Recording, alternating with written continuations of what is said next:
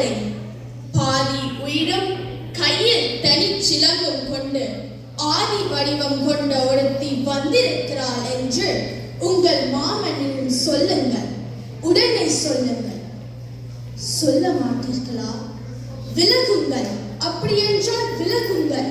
புறாவை காத்து சிவியும் நீதி காக்க தன் மகனை கொன்ற மனுநீதி சோழனும் ஆட்சி செய்தார் புகார் நகரமா பூம்புகார் என்னூர் பெருவணிகன் மாசாத்துவானின் மருமகள் நான்.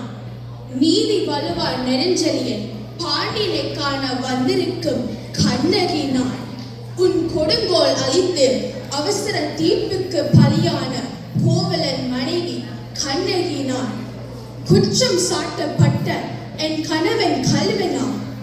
இல்லை, இல்லவே இல்லை. அரசே, நீர்தான் கல்வன், நீர்தான் கல்வன்.